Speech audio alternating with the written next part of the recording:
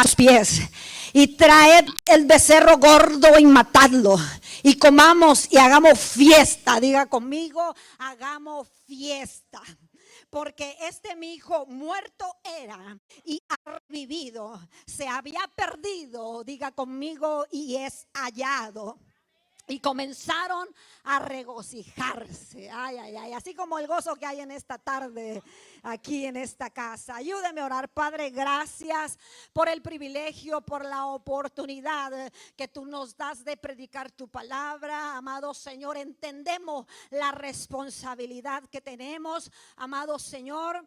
Y por lo tanto la asumimos, Padre Santo, abandonándonos en tus manos, sabiendo que eres tú el que hace todas las cosas. Así que te pedimos que abras nuestra mente, abras nuestro corazón y seas tú poniendo las palabras correctas y usando a esta vasija de barro, Señor, para edificar a tu pueblo. Padre, te lo pedimos en el nombre poderoso de Jesús.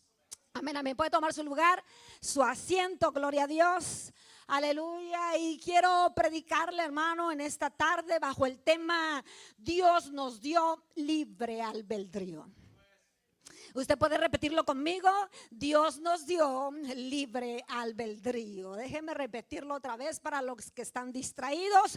Dios nos dio libre albedrío. Aleluya. Así que Dios nos dio la libertad de elegir. ¿Cuántos saben eso? Dios, cuando crea al ser humano, lo crea con esa parte, hermano, en su ser humano, ¿verdad? De ser diferente a toda la creación. Les dio la libertad de elegir, la libertad de escoger. Esto que la Biblia llama como libre albedrío es la libertad de nosotros decidir lo que queremos hacer con nuestras vidas. Así que Dios no creó un robot. Dios no nos creó en forma de robots para que contestemos a la voluntad de Dios o al mandato de Dios tal como Él lo diga, en una orden por obligación. Dios es un Dios que respeta las decisiones de los seres humanos y entiende también que esta parte de la libertad de elegir la depositó para que le sigamos por amor. Aquí conmigo, para que nosotros contestemos al llamado de Dios, porque simplemente le amamos, le agradecemos, no por una obligación, no porque nos sintamos obligados a hacerlo, sino porque entendemos que como Él nos amó, nosotros debemos de amarle también. Así que somos privilegiados, somos la criatura más privilegiada. Le voy a explicar por qué. Porque aún los ángeles no tienen esta parte, hermano, donde Dios dijo que crearía al hombre y dijo: lo haré a mi imagen y a mi semejanza. Aleluya. Entonces, cuando Dios dice haré al hombre a mi imagen y a mi semejanza, quiere decir que Dios iba a depositar de la identidad. Ay, alguien está entendiendo que iba a depositar Dios de su esencia, que iba a depositar de su ADN en el ser humano. Por eso es que el Salmo 8 dice que aunque fuimos creados, hermano, poco menor que los ángeles, dice que nos ha coronado de gloria y de honra. Todo lo puso debajo de nuestros pies. Nos ha dado autoridad y nos ha dado legalidad. Aleluya. Así que aunque somos creados poco menor que los ángeles no tienen esta parte donde tienen la imagen de Dios. Ay, ay, ay, están aquí, hermano. Porque ellos son seres angelicales y con capacidades que los seres humanos no tienen. Pero ellos no tienen la imagen de Dios. A ellos no se les dio el soplo de vida. A ellos no se les dio el hálito de vida. A ellos no se les depositó la esencia de Dios en ellos. Está aquí, hermano. Así que el hombre, hermano, desde su principio, entonces, cuando fue creado, Dios dijo: lo haré a mi imagen y a mi semejanza. Aleluya. Así que ningún ser viviente, hermano, ningún ser creado tiene lo que el hombre tiene. Ay, Dios mío. Así que puede darle un codazo al que está al lado suyo y decirle: siéntete privilegiado, porque ninguna criatura tiene lo que tú tienes. Ay, ay, ay, ningún ser creado tiene lo que tú tienes. Ninguno porta lo que tú portas. Ninguno se le creó como se creó al ser humano. Cuando al sexto día el Señor creó al hombre, dice la escritura que vio Dios que no era bueno, sino que era muy bueno. Así que la imagen de Dios está en nuestro interior. La esencia de Dios está en cada uno de nosotros, aleluya, para reflejar la imagen de Dios. Está aquí. Entonces, hermano, déjeme sentar bases y explicar bien lo que significa libre albedrío. El libre albedrío es una de esas cosas poderosas y misteriosas que Dios ha concedido a la humanidad. Es la capacidad de elegir, de decidir por nosotros mismos, de discernir entre el bien y el mal, de tomar caminos que nos conduzcan hacia la vida o hacia el alejamiento de la vida. Así que es necesario que entendamos en esta tarde, hermano, la importancia del libre albedrío en nuestra vida diaria y espiritual. Es importante que entendamos, déjeme repetirlo otra vez, la importancia de la libertad en Cristo, de elegir lo que queremos para nuestra vida espiritual y nuestra vida diaria. Entonces, el libre albedrío es la facultad que cada persona tiene para tomar decisiones de manera voluntaria, sin estar predestinada como por obligación a algo o a alguien. Ay, Dios mío. Déjenme explicar eso. Porque algunos hermanos hablan de la predestinación y dicen que la predestinación se refiere a que Dios escogió un grupo de personas para ser salvo. Y dijeron: este grupo va a ser salvo y este grupo va a ser rechazado. Este grupo fue escogido por Dios para la salvación, pero este grupo fue rechazado por Dios para no ser salvo. Pero la predestinación de la cual habla Efesios capítulo 1, cuando nos dice que fuimos predestinados antes de la fundación del mundo y que fuimos escogidos para ser salvos, no habla de una predestinación que Dios eligió. No habla de algo que Dios escogió. No habla de un grupo que Dios apartó para ser salvo y decir: estos me van a servir. Sino que la predestinación de la cual habla Efesios es el conocimiento previo que Dios tiene, hermano, de las cosas futuras. Porque ¿cuántos saben que Dios conoce el futuro y que Dios conoce el corazón? Así que desde que nace un ser humano, o desde que se concibe en el vientre de la madre, Dios sabe si le va a servir o no le va a servir. Dios sabe si le va a aceptar o no le va a aceptar. Dios conoce las decisiones que tú y yo vamos a tomar.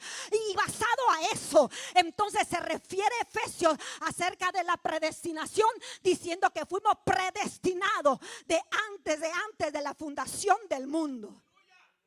No quiere decir que Dios apartó un grupo y a otro desechó. No quiere decir que Dios escogió a unos y a otros no los escogió. Quiere decir que Dios se basa en el conocimiento previo, que sabe de quién le va a aceptar y quién no. ¿Alguien puede entender eso en esta tarde? Aleluya. Dios sabe quién le va a servir y quién le va a rechazar. Entonces, basado a eso, hermano, entendemos entonces que Dios otorga a las personas la libertad de elegir. Tal y como lo vemos en el relato de Génesis, antes de Adán y Eva. Nosotros vemos que se registra que Dios creó los ángeles y que Dios creó a todos los querubines y a los arcángeles. Dios los creó a ellos. Y entendemos también que Dios los creó con la libertad de elegir, con la libertad de escoger. Por eso entendemos que cuando Lucifer se revela ante Dios, vemos, hermano, que él tuvo la libertad de escoger qué es lo que quiere hacer. Dios le depositó también a ellos esa libre albedrío, esa voluntad, hermano, de escoger si quieren estar cerca de Dios. ¿Y sabe por qué? Dicen los comentaristas, déjenme voy para allá. Aleluya. Dicen los comentaristas que el por qué Satanás se rebeló contra Dios. Dios deposita en ellos. Ya le dije, Dios no quiere robots. Dele un codazo al que está al lado suyo y dígale, Dios no quiere robots. Así que alguno está aquí por fuerza, hermano. Aleluya, más vale que se arrepientan en esta tarde, porque si está aquí forzado, hermano, si la esposa lo trajo forzado, si el hijo lo trajo forzado, si los padres lo trajeron forzado, hermano, aleluya, quiero invitarle a que abra su corazón y le diga al Señor, quiero servirte, Señor, de una voluntad propia. Quiero agradarte en un sentir propio. Quiero servirte en un sentir de lo profundo de mi corazón, donde nadie me obligue a hacer lo que hago.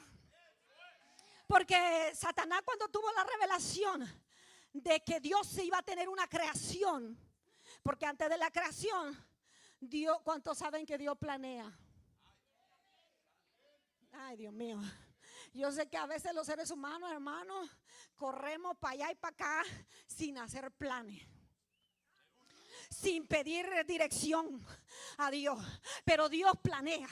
Dios traza, hermano, la maqueta y dice, voy a hacer esta creación y voy a formar al hombre de esta y de esta manera. Eso estaba en la mente infinita de Dios. Y cuando Satanás tuvo la revelación de la visión de Dios para hacer la creación, dice la escritura, hermano, que Satanás se llenó de orgullo, que Satanás se rebeló y dijo, ¿cómo esos seres tan inferiores a nosotros van a poseer tu imagen y tu semejanza? Como esos seres que van a ser creados del polvo van a tener la imagen tuya, y nosotros que somos tan bellos, ay, nosotros que somos tan hermosos, ¿cómo no tenemos esa parte? Entendemos esa parte teológica de la escritura, donde habla que cuando Lucifer entendió la visión de Dios para crear a la humanidad, y que en esa humanidad, hermano, limitada, porque no nos comparamos con los ángeles ni aún en la perfección humana de Adán y Eva, no se compara en nada. Ellos tienen capacidades que los seres humanos no tenemos, pero aún con todo eso, Dios dijo, yo le voy a depositar mi esencia, yo le voy a depositar mi identidad, yo le voy a depositar en ellos mi ADN, yo voy a depositar en cada uno de ellos mi presencia misma. Ay, ay, ay. Y Satanás se llenó de orgullo y dijo, ¿cómo yo siendo tan bello no tengo esa parte? Yo quiero también ser adorado. Y nosotros lo vemos, hermanos, rebelarse contra Dios. Entonces quiere decir que ellos también tenían libertad de elegir. Los ángeles, aún en su perfección, tenían y tienen la libertad de escoger servir a Dios, agradar a Dios, cuidar de su santidad, cuidar de su gloria o apartarse de Dios.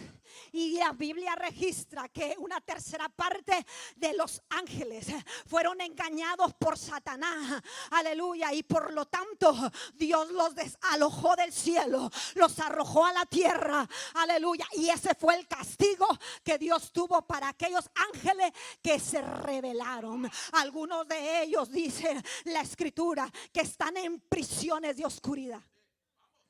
¿Sabe por qué? Porque dice, hermano, los teólogos, que si los ángeles, todos aquellos malvados que están en las prisiones y en los abismos, hubieran sido sueltos y dejados en la tierra, el ser humano no hubiese podido resistir tanta maldad y tanta perversidad. Y por eso es que Dios los apartó en los más profundos abismos, en prisiones y cárceles, y los tiene predestinados, hermano, para aquel día de la gran tribulación. Dele un aplauso fuerte a Dios y diga conmigo, porque yo no voy a estar ahí. Ay, ay, ay, yo no voy a estar ahí. Aleluya, cuando la trompeta suene, yo ya volé con Cristo. Oh, yo creo eso por la fe en el sacrificio de Jesús. Entonces, hermano, podemos ver en la escritura, en el transcurso de la historia, cómo Dios nos da La libertad de elegir. Y Dios no obliga a nadie. Dios no quiere obligado a nadie, hermano, sirviéndole o estando en la casa de Dios. No, Dios no quiere obligado a nadie. Dios quiere que tú y yo, por amor, por agradecimiento, vengamos a la casa de papá a adorar su nombre. Aleluya. Y por lo tanto, desde Moisés vemos que Moisés se para frente al pueblo y les dice: delante de ustedes está la vida y está la muerte. Escojan pues la vida para que vivan y no escojan el camino de la muerte. Ay, ay, ay. Encontramos a un Josué, hermano, diciendo: escoged vosotros a quien sirváis.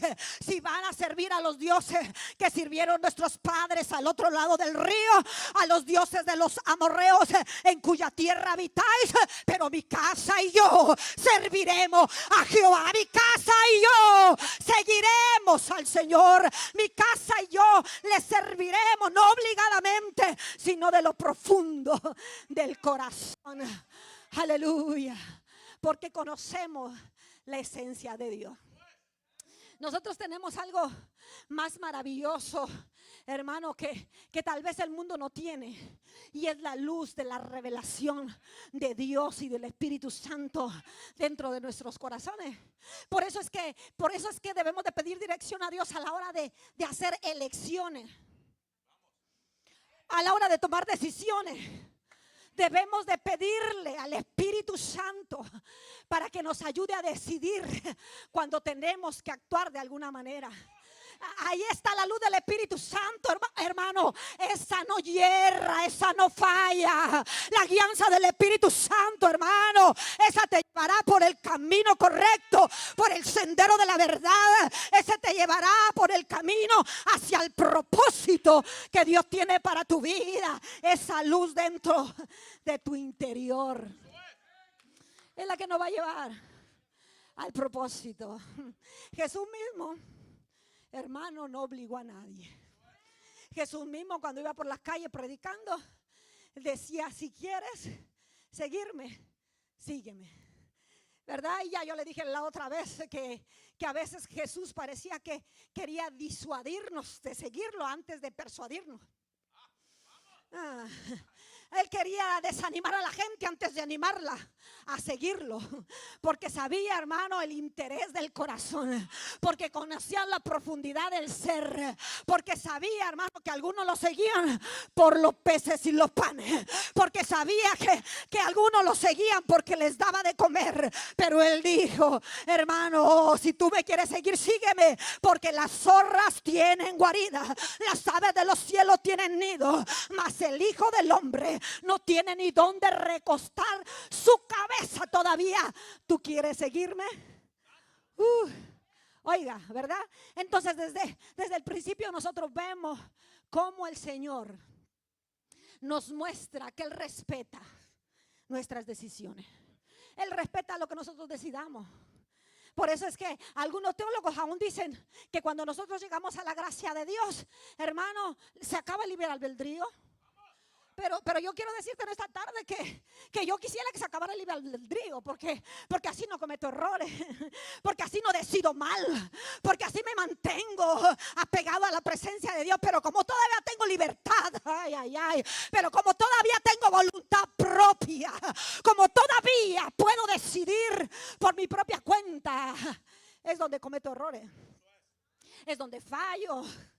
Así que la gracia de Dios, hermano, no es la libertad como algunos lo ponen, no es la licencia para hacer lo indebido. Porque algunos dicen: estamos en la gracia y la gracia respalda. Ay, espérame, déjame ver si estoy hablando con alguien en esta tarde. La gracia respalda lo que yo hago, el Señor me perdona, y es correcto si tú vienes con un arrepentimiento genuino y verdadero.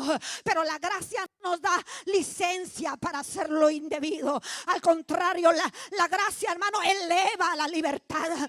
La gracia fundamenta la libertad. La gracia nos guía a la verdadera libertad. Aleluya, porque cuando estamos en la gracia, ya te dije, sabemos decidir cuando le pedimos dirección a Dios. sabemos decidir cuando le pedimos a Dios la dirección hacia las cosas que queremos hacer. Entonces el Espíritu Santo te da la luz para llevarte a la verdadera razón del propósito de Dios para tu vida. Así que entonces, hermano, déjame entrar a esta parábola entonces, porque en esta parábola nosotros vemos reflejado el respeto que Dios tiene hacia nuestras decisiones. Aquí el padre del hijo pródigo respetó la decisión del hijo.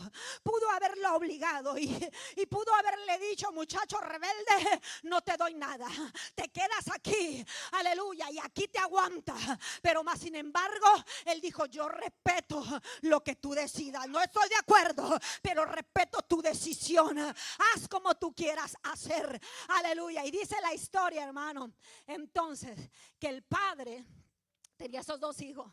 Y el hijo menor dijo de repente: ay, ay, ay, como que aquí estoy muy atado. Como que aquí no tengo la libertad. Todos mis amigos se gozan en la fiesta. Todos mis amigos disfrutan de los deleites de la vida. Y dijo al padre: yo quiero mi herencia. Oiga, ¿quién le dijo a ese muchacho que la herencia se recibía en vida? ¿Quién le dijo a ese muchacho que la herencia del padre se recibía cuando él todavía estaba vivo? Oiga, hermano, aleluya. ¿Quién le dijo a ese muchacho que el padre podía darle la herencia aun cuando estaba vivo? Ay, ay, ay. Y dijo entonces: quiero la herencia. Y el padre dijo: está bien, se la voy a repartir la herencia entre los dos hermanos. Y repartió la herencia. Pero dice la escritura, hermano, que el joven hijo fue y despilfarró todo su dinero. Se la vivió en deleite, se la vivió en placeres. Porque déjame decirte que lo bueno del mundo, amado hermano, pasa. Que lo bueno que el mundo ofrece perece. Que lo bueno que el mundo te presenta es con cosas pasajeras. El gozo que el mundo da es pasajero y no permanente. Ay, entonces el hijo se fue, hermano, a los deleites. Y dice que como la parábola es del hijo pródigo, dice que la palabra pródigo significa despilfarrador. Dele un codazo al que está al lado suyo y dile: es despilfarrador. ¿Y qué significa la palabra despilfarrador? Aquel que no sabe cómo administrar correctamente lo que tiene. Ay, Dios mío. Aquel que no sabe administrar correctamente lo que posee. Dice que se fue entonces y comenzó a despilfarrar el dinero. Comenzó a gastarlo, hermano, en todo lo que pudo ver para tener. Y comenzó a gastarlo en todo lo que había. Oye, hermano, pero dele un codazo al que está al lado suyo y dígale: pero vino la hambruna. Dice la Biblia que llegó el hambre a esa provincia y de repente aquel hombre, aquel muchacho se encontró sin comida, se encontró sin dinero, se encontró sin respaldo de nadie, se encontró completamente solo y dijo: bueno, yo voy a pedir trabajo. Mi padre me enseñó a trabajar. Mi padre me enseñó a ganarme la vida. Y entonces dice que fue a una casa, a una hacienda, y le pidió trabajo a un hombre. Y aquel hombre le dijo: sí, tengo un buen empleo para ti. Le dijo: ponte a apacentar los cerdos. Ay, hermano, y la Biblia nos dice que en la cultura judía el apacentar cerdos era el trabajo más vil para un judío. Ay, ay, ay. Vemos la degradación moral y espiritual en esa condición.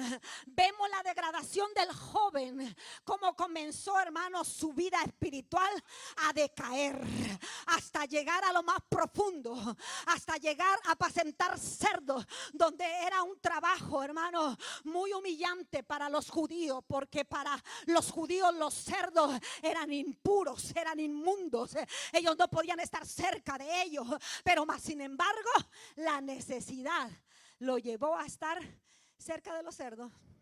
Y peor aún, hermano, oiga, peor aún, porque no solamente los apacentaba y estaba de lejos viéndolos, sino que comenzó a desear la comida.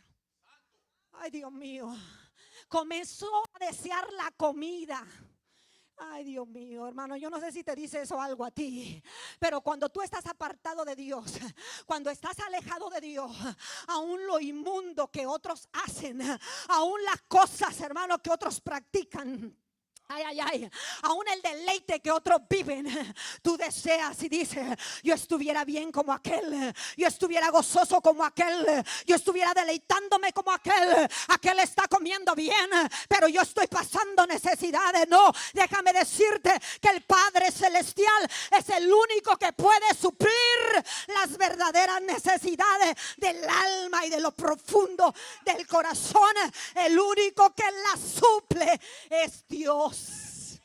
Y cuando vivimos alejados de Él, hermano, deseamos cosas vanas y pasajeras que no van a llenar el vacío del corazón.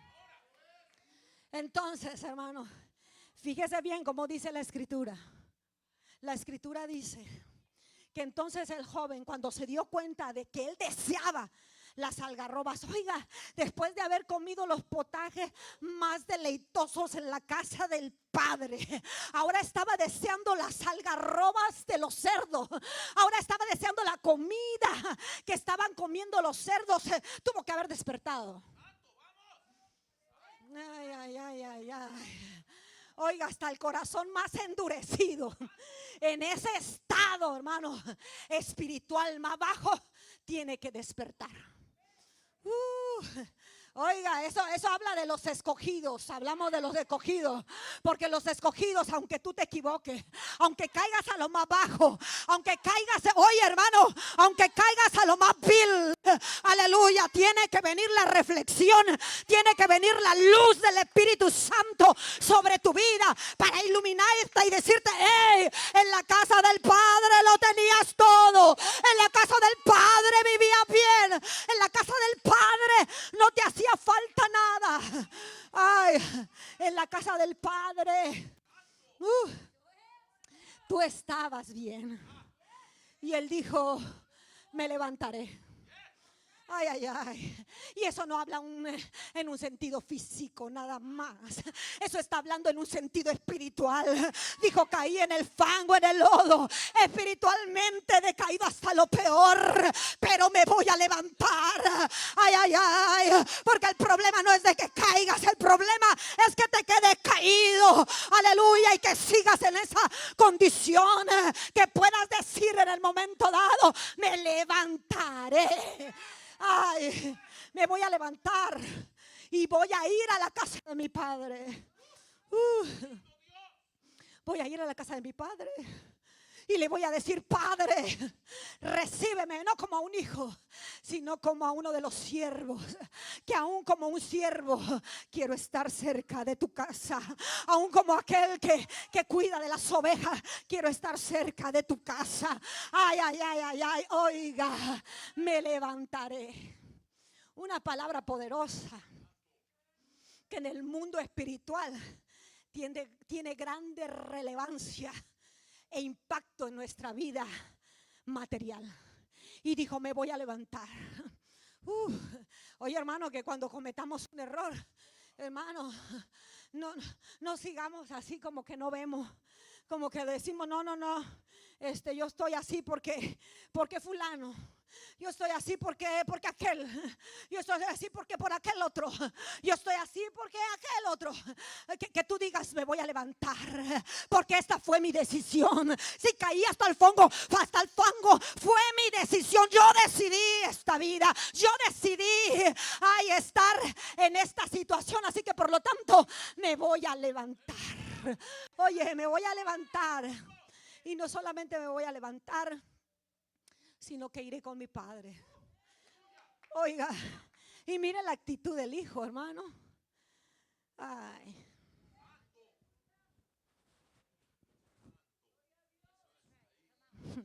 Porque algunos de nosotros, después que cometimos el error, llegamos con el Padre y queremos que nos reciba con alfombra roja. Aunque el Padre es misericordioso y se goza de que lleguemos a casa como sea que lleguemos, pero que lleguemos. Pero mire la actitud del hijo. Eso es la actitud del hijo. La actitud del padre siempre va a ser recibirnos con amor. Pero la actitud del hijo, reconociendo su error, es que ahí está el verdadero arrepentimiento. Porque el verdadero arrepentimiento es el reconocimiento de la falla tenida. Ese es el verdadero arrepentimiento.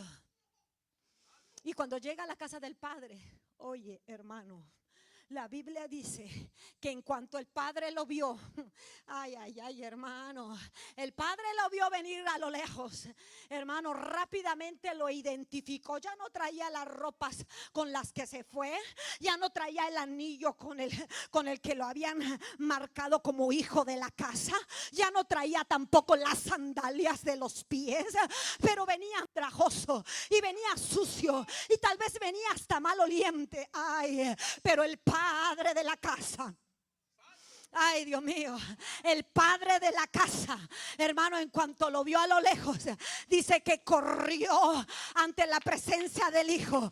Y cuando estuvo cerca, se le colgó del cuello y lo comenzó a besar. Tal vez algunos le dirían: está sucio, está maloliente. Al padre no le importó, porque el padre lo besó, el padre lo recibió, el padre lo abrazó, porque el padre de esta parábola representa al Dios que nosotros servimos. Y el amor de Dios en la tierra se asemeja al amor de madre, porque las madres aman, no importa quiénes sean sus hijos. Se me fueron. Las madres aman, no importa los errores que cometan los hijos. Mire, yo escuchaba un audio, porque esto fue algo real. Fue un audio real, no uno de esos cuentos que a veces se pasan en las redes sociales. Fue un audio real.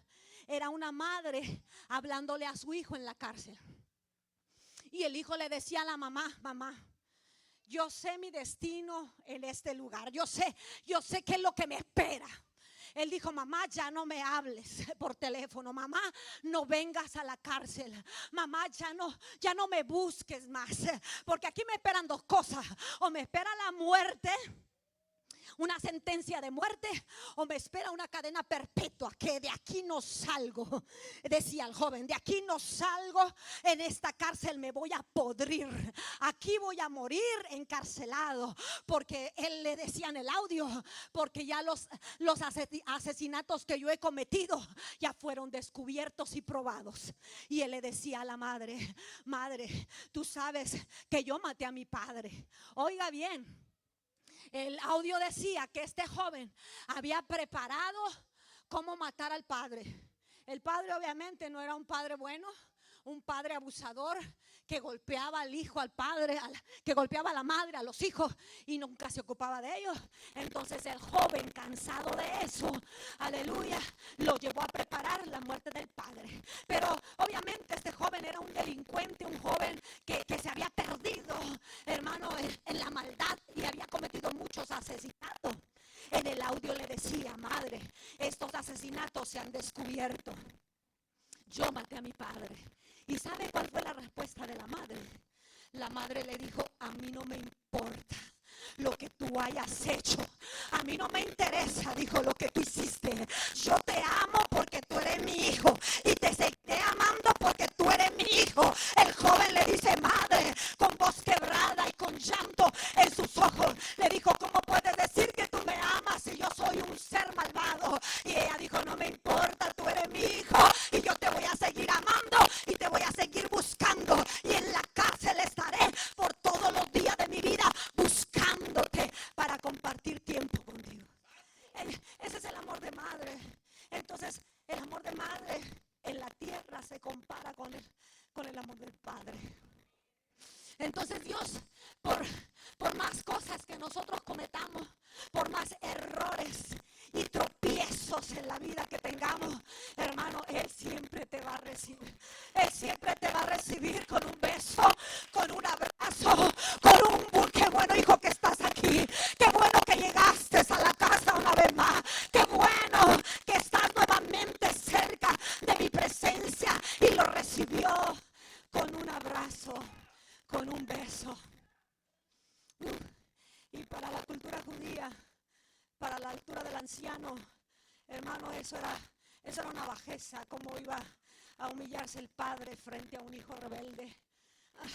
Cómo iba el padre a abrazar a un hijo que se había descarriado y que venía sucio y que venía maloliente. Pero al padre no le importó y él dijo: cámbienle la vestidura, pónganle anillo en el dedo, pónganle sandalias en los pies, aleluya, y háganle fiesta. Matemos un cordero y hagamos fiesta, porque el hijo mío que estaba perdido fue hallado, y el que se había descarriado ha vuelto una vez más. Ay, dele un codazo al que está al lado suyo y dígale: estas tres cosas que menciona la escritura no es un detalle simplemente, es algo que representa mucho en la simbología espiritual, algo que representa, hermano.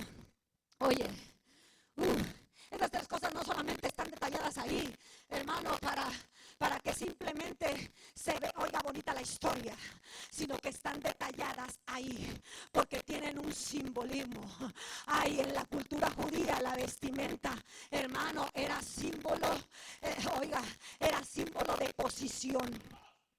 La vestimenta era símbolo de que pertenecía a una familia de casa. La vestimenta era de que aquella persona era una persona honorable. Pero el hijo no venía con vestiduras. El hijo había perdido las vestiduras. El hijo había perdido la dignidad. El hijo había perdido la posición que antes tenía de hijo, y ahora se había vuelto una persona malvada, una persona perversa ante los ojos de muchos, pero ante los ojos de Dios, aleluya, dijeron: quítenle esa vestidura vil, quítenle esa vestidura, aleluya, sucia, y pónganle una vestidura limpia y nueva.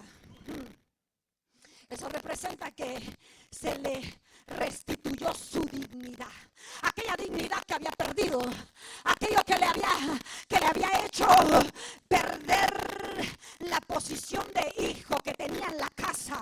Hermano, la vestidura representaba que se le volvía a poner la posición de hijo. Porque cuando tú y yo nos alejamos de Dios y le damos cabida, hermano, al enemigo de hacer con nuestra vida lo que quiera, hermano, entonces perdemos nuestra dignidad de hijos. Es más, cuando la Biblia describe que el hombre natural, cuando está apartado de Dios, hermano, no tiene ese ADN.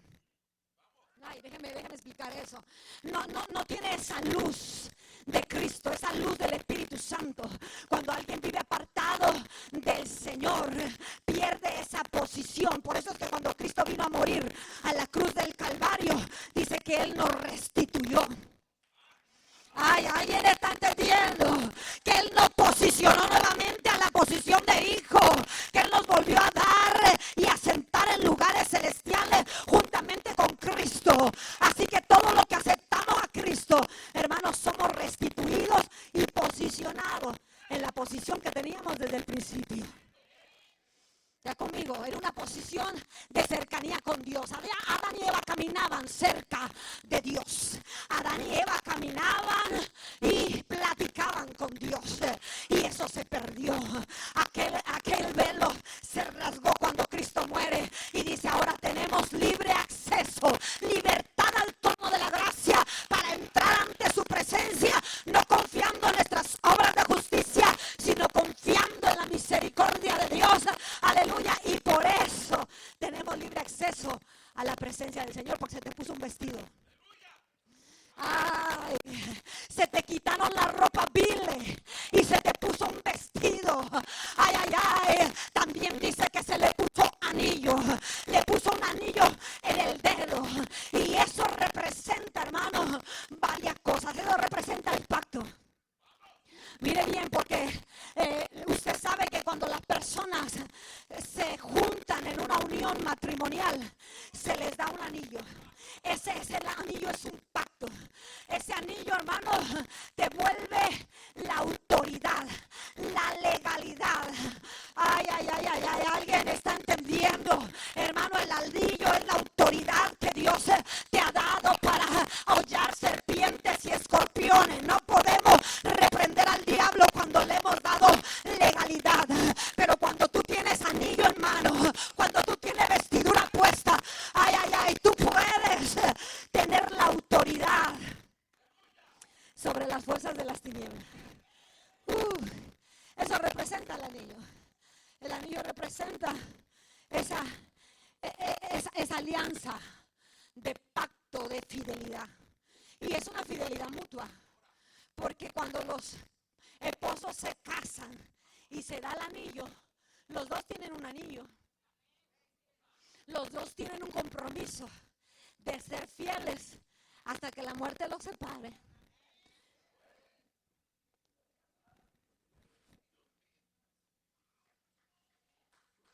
Ay, Dios mío. A muchos no les produce gozo eso. Hasta que la muerte los separe. Tanto. Ay, Dios mío. No. Pero déjeme decirle que el matrimonio verdadero es como la relación de Dios con el hombre. Porque es un pacto mutuo. Es una fidelidad o es una promesa. Fidelidad mutua. Dios es fiel y cumple su promesa. Pero tú y yo tenemos que también ser fieles a Dios.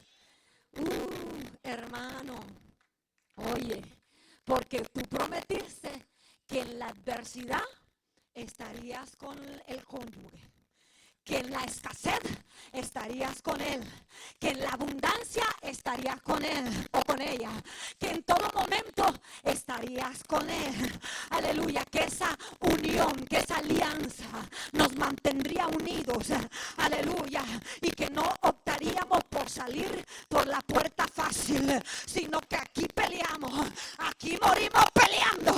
Aleluya, aquí resolvemos porque resolvemos.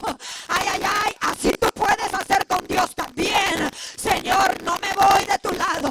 Señor, no me aparto de ti. Estoy pasando escasez, no te suelto. Estoy pasando enfermedad, no te suelto. Estoy pasando tribulación, no me aparto. Estoy pasando lo que estoy pasando, pero no te dejo. Ay, ay, ay, ay, ay. Así debería de ser la relación del creyente y Dios. Porque seguro que Dios no te deja en ningún sentido. Dios nunca te abandona en ningún sentido, mi hermano. Pastor, a veces yo no lo he sentido. En mis momentos de tribulación, yo no lo he sentido. A veces no siento su presencia. A veces como que parece que ya fue. Ay, ay, ay. Dios dijo, voy a estar contigo. Él está contigo. Dios dijo, prometo llevarte de la mano. Dios te lleva de la mano. Aunque tú no lo sientas, Él está ahí.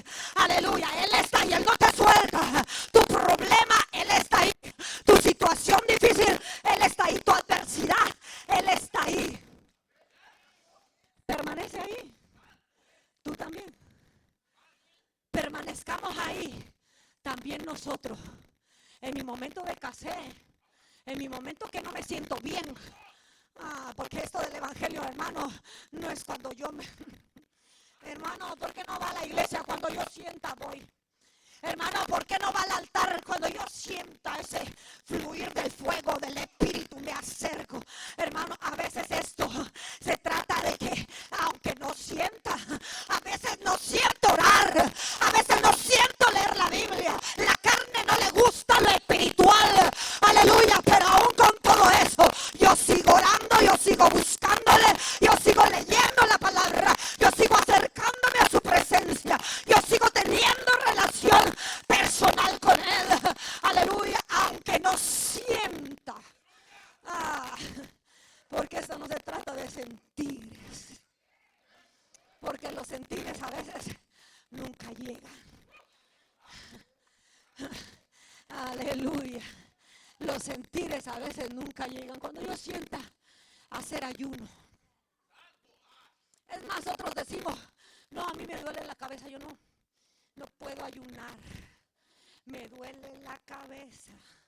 Hermano, siento que me muero. La carne mía grita como que se está en sus últimos minutos de vida. La carne dice: hasta aquí llegué. Ay, ay, ay. Pues aunque no sienta ayunar, voy a ayunar. Aunque la carne pida gritos: aliméntame, dame. Tú le puedes seguir diciendo en ese rato: te estás muriendo, sigue muriendo. Ay, estás menguando para que él crezca. Ay, ay, ay. Estás siendo rendido en tus deleites pecaminosos y de la carne para que el Espíritu Santo gobierne. Porque a veces no se trata de sentir. Si esto fuera por sentir, muchos de nosotros no estaríamos aquí. Porque pregúnteme, ay, Dios mío, pregúnteme, ¿cuántas veces, pastora, no ha sentido no llegar a la iglesia? Porque usted cree que porque el pastor es el pastor y la pastora es la pastora. No, ellos siempre quieren estar en la casa de Dios. Y ellos tienen alas y ya. Y siempre quieren estar ahí. Y no le voy a negar que a veces el Espíritu clama por estar en la casa de papá. Pero otras veces solo a la carnuda de la pastora le pasa. Otras veces no. Otras veces la carne, hermano, se retuerce. La carne dice: ay, otra vez oración. Las 5 de la mañana, el reloj sonando. Otra vez te vas a levantar. Mañana horas, ya oraste ayer. Ay, Dios mío, si tú te vences por esos sentires, mi amado hermano, no. Tú dices: son las 5 de la mañana, tengo que hablar con papá. Tengo mucho sueño, estoy desvelado. Pero aún así, con todo eso, me levanto y le digo: Señor, gracias. Porque todavía sigues hablándome, todavía sigues estando conmigo, todavía me sigues inquietando para tener una relación personal, para que estemos juntos, porque es una relación, y una relación que no se alimenta. Una relación, déjeme repetirlo otra vez, una relación que no se cuida. No importa cuál esta sea, matrimonial, de amistad, de padres e hijos, una relación que no se cuida, hermano, tiende a marchitarse. Déjeme decirlo despacito. Una relación que no se cuida tiende a marchitarse. Y eso no es responsabilidad de Dios. Se me fueron ahora. Eso no es responsabilidad de Dios. Acuérdate que estamos hablando de libre albedrío, de la libertad que Dios te da. Porque Dios no es alguien que quiere absorber toda tu vida. No, Dios es alguien que te da libertad de que tú elijas, de que escojas. Hoy hablo con papá, es tiempo de hablar con papá. O me levanto a afanarme en las cosas de la vida. O prefiero llamarle al amigo, al hermano. Prefiero hablar con papá. O prefiero ocuparme en otras cosas. Ay, Dios mío. Porque a veces, hermano, mire, déjeme hacer una pausita aquí en esto, ya casi termino. Pero cuando nosotros queremos, anhelamos en nuestro espíritu. La carne no quiere, la carne no desea las cosas espirituales, pero hay algo dentro de tu interior que desea lo espiritual. Y tú dices: ahorita sí voy a orar. Esta hora es la hora que yo aparté para orar con mi Señor, para hablar con mi Señor. Y te vas al cuarto. Hermano, te recomiendo algo: no te lleves el celular. Hermano, alguien está aquí, hermano, todavía no se me han ido. No te lleves el celular. Si tú vas a hablar con papá, no te lleves el celular. Porque hasta parece, hermano, que el diablo sabe y dice: está hablando con papá, y le manda al hermano fulano, a sultano, a mengano. Márcale al pastor, márcale al líder, márcale al hermanito que se metió en oración y dile: tengo una necesidad, hermano, corra para acá. Aleluya, para que te desconecte de la presencia de Dios.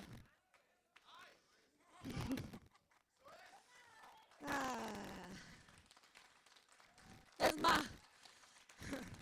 las redes sociales, eso es todo. Las redes sociales te llevas el celular y está prende y prende la luz del celular. Y la curiosidad que mató al gato. Hermano, abre el ojo y ve el teléfono. El hermano fulano me comentó. Y ahí va el celular. Hermano, se pasó la hora y fuiste al celular viendo la red social. No tuviste comunión con Dios. Aleluya, porque la carne no quiere, pero el espíritu, hermano, está clamando a gritos. Nos estamos muriendo. Necesitamos unción. Necesitamos comunión. Necesitamos presencia de lo alto que llena nuestro interior, porque nos estamos marchitando y nos estamos secando. Ay, ay, ay. Pero ya llegó el hijo y le hicieron fiesta. Y qué bueno que terminara ahí de bonita la historia, porque llegó el hijo, el cuento termina ahí. Que le hicieron fiesta, le pusieron anillo, le pusieron vestido y calzado en sus pies. Pero hermano, la historia continúa hablando del hermano, hablando del hijo mayor.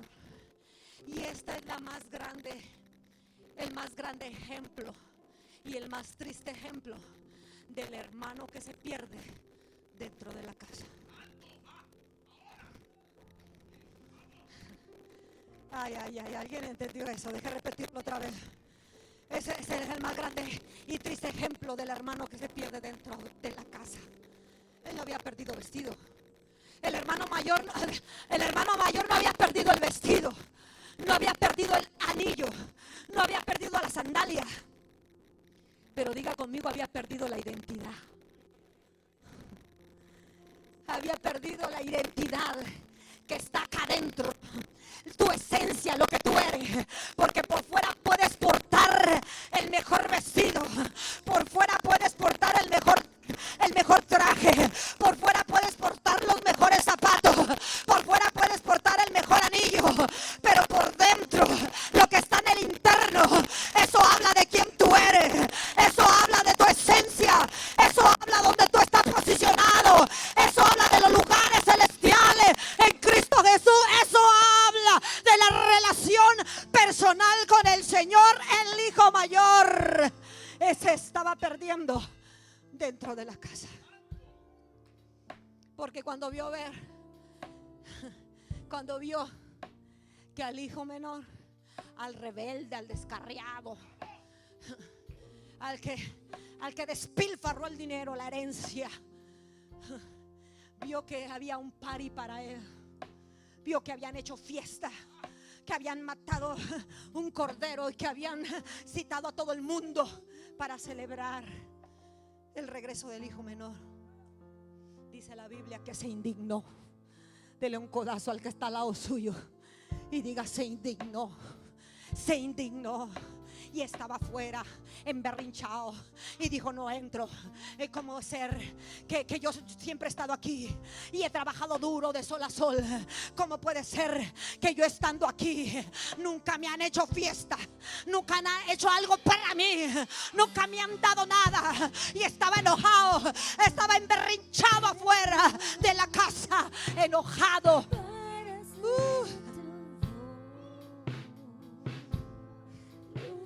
Enojado porque le habían hecho fiesta al que se había descarriado. Y es ahí donde yo no entiendo que alguien me explique. Porque nosotros, cuando la gente está perdida allá afuera, queremos traerla. Y cuando lo traemos, la religión, la religiosidad no nos deja aceptarlo. Y decimos: el que falló, el que perdió, pastor, te traicionó. Mira, pastor, esto. Mira, pastor. Otros más espirituales dicen: el pastor no tiene discernimiento. Ay, ay, ay. Ay, ay, ay. Y dice: lo volvieron a posicionar, Carlito, le volvieron a dar un puesto, lo volvieron a poner ahí a servir. Ay, ay, ay, ay, ay, hermano.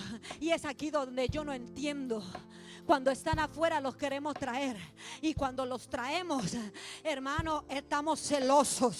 Cuando los traemos, hermano, comenzamos a señalar y decimos: no merece, ay, no merece vestido nuevo, no merece, aleluya, estar sentado ahí, no merece ese puesto, no merece esto, no merece aquello. ¿Quiénes somos nosotros para decir qué merecemos y qué no merecemos?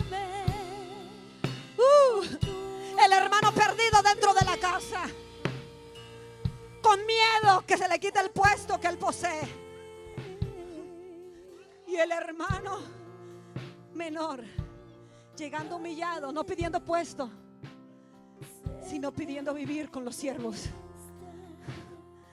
Ay, ay, ay. Y es ahí donde entonces yo veo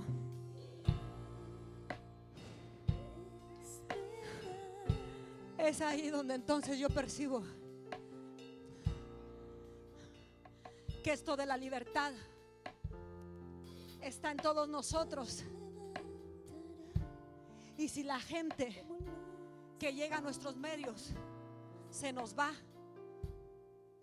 dele un codazo al que está al lado suyo y dígale: no solamente la culpa del pastor. No quiero ver eso. No quiero ver eso. No solamente la culpa del pastor. A veces los hermanos mayores. No, yo sé que esto no iba a arrancar amén ni aleluya, no se preocupe. A veces los hermanos mayores somos los primeros, hermano, en no querer poner, hermano, que aquel hermano avance, que aquel hermano rompa sus cadenas, que aquel hermano crezca, que aquel hermano se desarrolle, que aquel hermano fluya en la presencia de Dios. A veces somos los hermanos mayores, aleluya, que le queremos poner tropiezo a aquello que Dios limpió, aquello que Dios limpió. Tú y yo no lo llamemos inmundo. Aquello que Dios restauró, tú y yo no lo llamemos inmundo. Ay.